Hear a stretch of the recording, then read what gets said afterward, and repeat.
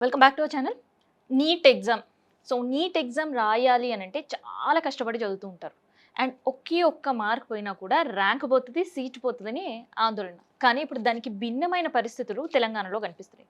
Pass అవ్వడం పక్కన పెడితే 0 మార్కులు వచ్చినా కూడా కొన్ని కాలేజీలు పిలిచి మరీ సీట్లు ఇచ్చే పరిస్థితి. అసలు ఏం జరుగుతుంది? సో కామినేని హాస్పిటల్ మాత్రమే కాదు, ఈవెన్ ప్రభుత్వానికి సంబంధించిన మెడికల్ కాలేజ్‌లో కూడా సీట్లు ఫిల్ చేసే కార్యక్రమం జరుగుతుంది. సో దీనిపైనే పెద్ద ఎత్తున చర్చ జరుగుతుంది. ఇదే విషయం పైన మనం మాట్లాడదాం. సో ముందుగా ఛానల్‌ని సబ్స్క్రైబ్ చేయండి. అండ్ ఏంటి నీట్‌కి సంబంధించి ఒక పేపర్ లీక్‌కి సంబంధించి ఒక పెద్ద ఇష్యూ మనం చూసాం. కానీ ఇప్పుడు అలాంటి నీట్ ఎగ్జామ్‌లో 0 మార్కులు వచ్చినా కూడా ఆ వ్యక్తికి కామినేని హాస్పిటల్ సంబంధించిన ఒక మెడికల్ కాలేజ్‌లో, అది కూడా ఆర్థోపెడిక్ డిపార్ట్మెంట్‌లో సీట్ ఇవ్వడం జరిగింది. సో ఆర్థోపెడిక్ డిపార్ట్మెంట్ అంటే ఒక చిన్న డిపార్ట్మెంట్ అయితే అనలేం. ఆర్థోపెడిక్ డిపార్ట్మెంట్‌లో ఇచ్చిన సీటు కేవలం ఒక డాక్టర్ సర్టిఫై చేయడానికి మాత్రమే కాదు. సో ఒక పేషెంట్ ప్రాణాలతో ఇదొక చెలగాటమే అని కూడా విమర్శలు వినిపిస్తున్నాయి. అయినా కూడా ఎందుకు ఇలాంటి నిర్ణయాలు తీసుకోవాల్సి వస్తుంది? ఎందుకు ఇలాంటి నిర్ణయాలు తీసుకుంటున్నారు?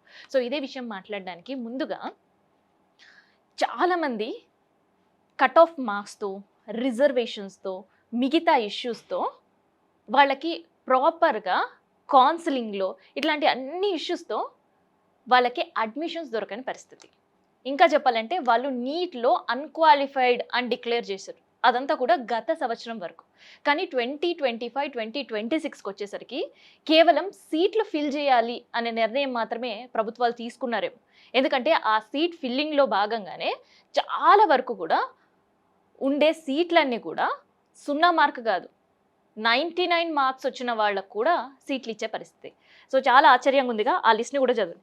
కేవలం 12 మార్కులు వచ్చిన అభ్యర్థికి ఉస్మానియా మెడికల్ కాలేజ్‌లో ఎండీ ఫారెన్సిక్ డిపార్ట్మెంట్‌లో సీట్ వచ్చింది.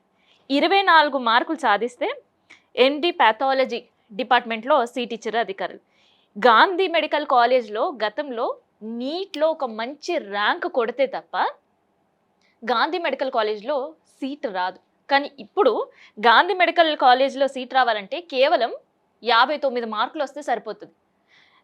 దాంతోపాటు 74 మార్కులు వస్తే ఎండీ ఫార్మసాలజీ అండ్ 91 మార్క్స్ వస్తే ఆర్థోపెటిక్ సంబంధించిన సీట్ గాంధీలో మిమ్మల్ని ఆహ్వానించే పరిస్థితి. అండ్ దీంతో పాటు వరంగల్ మెడికల్ కాలేజ్లో కూడా ఇదే తతంగం నడుస్తుంది. పథాలజీకి సంబంధించిన ఒక సీట్ కేటగిరీలో 32 మార్కులు సాధించారు. అంటే ఈ 0 నుంచి 99 మార్క్స్, పోనీ ఒక 100 మార్కులు 800 మార్కులకు వేసుకున్నా కూడా అదొక ఫెయిల్యూర్ కిందనే, అన్‌క్వాలిఫైడ్ కింద డిక్లేర్ చేసేవాడు. కానీ ఇప్పుడు ఆ డిక్లరేషన్ కాస్త మారిపోయింది. గతంలో నీట్ ఎగ్జామ్ రాసిన వాళ్ళకి కొన్ని కేటగిరీస్ ఉండేవి. సో అదేంటి అంటే మార్క్స్ కాదు, ఇక్కడ ర్యాంక్స్ ముఖ్యం. జనరల్ కేటగిరీ వాళ్ళకి 257 ర్యాంక్ వస్తే ఓకే.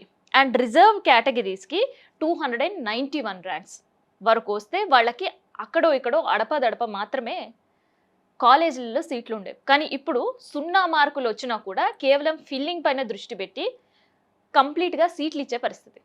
అది ప్రభుత్వ కాలేజీలలో 50 వరకు మార్కులు వచ్చిన 800కి, నేను ర్యాంక్ చెప్పట్లేదు, చాలా క్లియర్‌గా చెప్తున్నా, మార్కులు మాత్రమే. అంటే ఒక ఫెయిల్యూర్ అయ్యే పర్సన్‌కి కూడా నీట్‌లో ఇక్కడ సీటు వస్తుంది. అంటే ఇంకా నీట్ ఎగ్జామ్ అంత కఠినంగా ఉంటుంది, చాలా సీరియస్‌గా ప్రిపేర్ అవ్వాలి. అండ్ నీట్ ఎగ్జామ్‌కి ముందే ఎంబీబీఎస్ కంప్లీట్ అయ్యి ఉండాలి, ఏదో ఒక చోట ఇంటర్న్‌షిప్ పూర్తి చేసి ఉండాలి. ఇట్లాంటివి ఎన్ని నిబంధనలు ఉన్నా కూడా సో ఆ నిబంధనలు పాటిస్తూనే నీట్ ఎగ్జామ్‌లో అన్‌క్వాలిఫైడ్ పర్సన్‌కి ఇట్లాంటి సీట్లు కేటాయించడం అంటే ప్రజల ప్రాణాలతో చెలగాటమే కదా. అయితే కేవలం ఇది తెలంగాణలో మాత్రమే కాదు, చాలా రాష్ట్రాల్లో ఇదే పరిస్థితి ఉంది. కేటాయించిన సీట్లు కూడా చాలా ముఖ్యమైన డిపార్ట్మెంట్. అనస్థీషియా డిపార్ట్మెంట్, తర్వాత పీడియాట్రిక్ డిపార్ట్మెంట్ కావచ్చు, గైనిక్ డిపార్ట్మెంట్ కావచ్చు, ఆర్థోపెడిక్ డిపార్ట్మెంట్ కావచ్చు. సో ఇట్లాంటి చాలా కీలకమైన డిపార్ట్మెంట్లలో కనీసక అర్హత సాధించని వ్యక్తికి సీట్లు ఇవ్వడం ఏంటి అనే ప్రశ్నలు కూడా వినిపిస్తున్నాయి. సో ఎందుకు మరి ఇట్లాంటి అర్హత సాధించని వాళ్ళకి ఇవ్వడం? ఎందుకంటే నీట్ ఒక్కసారి కాకపోయినా రెండోసారి, మూడోసారి కూడా ట్రయల్ వేసి నీట్ ఎగ్జామ్ క్లియర్ చేసుకోవాలని చాలా కష్టపడి సంవత్సరాలుగా తరబడి చదువుతూనే ఉంటారు.